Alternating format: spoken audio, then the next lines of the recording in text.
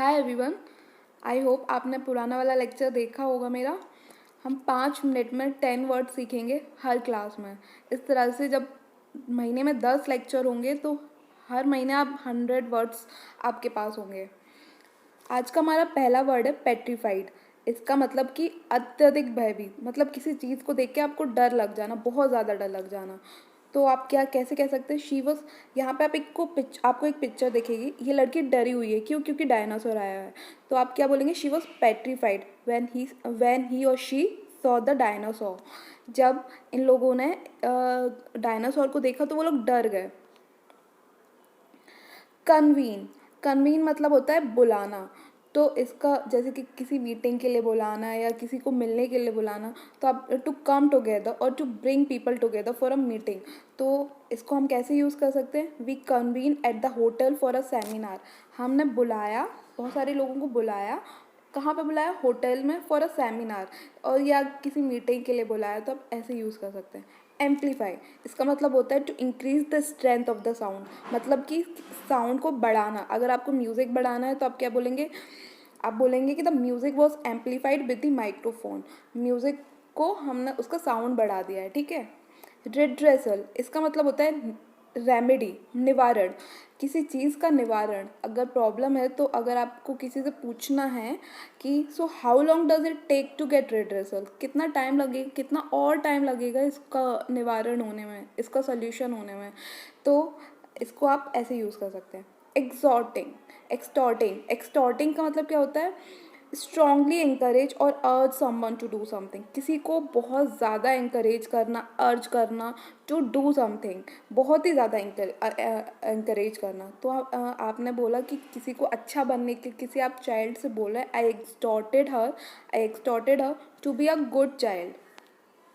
क्या बोला आपने, I extorted her to be a good child.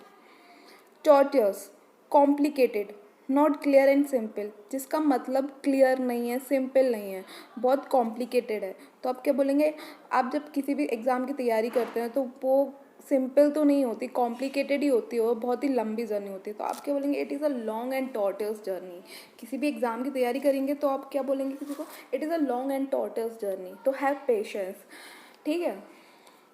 रेपेशियस, कोई इसका मतलब होता है लालची, ग्रीडी। तो आप जब किसी रेपेशियस को देखेंगे तो आप क्या बोलेंगे, ही लुक समहाउ रेपेशियस, ये मुझे कुछ रेपेशियस लगता है, मतलब लालची, ग्रीडी लगता है। बुलमार्क, इसका मतलब होता है something that protect you from dangerous और अनप्लीजेंट सिचुएशन, कोई ऐसी चीज़ जो आपको बहुत खतरनाक या अनप्लीजेंट, डिफ़िकल्ट सिचुएशन से प्रोटेक्ट करती है। तो इसको हम बोल सकते हैं education is a bulwark against ignorance. जो ज्ञान है वो एक दीवार है, प्रोटेक्टिव दीवार है, मतलब कि जो आपको बहुत डेंजरस और जब भी लाइफ में कोई प्रॉब्लम आएगी तो अगर आपके पास नॉलेज है, एजुकेशन है, तो वो कभी वेस्ट नहीं जाता है। तो इग्नोरेंस को कौन बीट कर सकता है, एजुकेशन, यही आपको हमेशा लाइफ में आगे बढ़ाएगी। कैप्रिशियस का मतलब होता है changing mood off behaviour suddenly, unexpectedly, मन मौजी।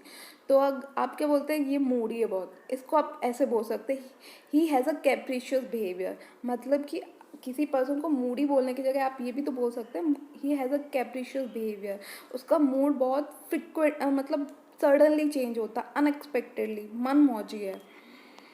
इन्वोक, इन्वोक का मतलब होता है लागू करना। क्या लागू कर सकते हैं हम, नियमों को लागू कर सकते हैं, कानून को लागू कर सकते हैं।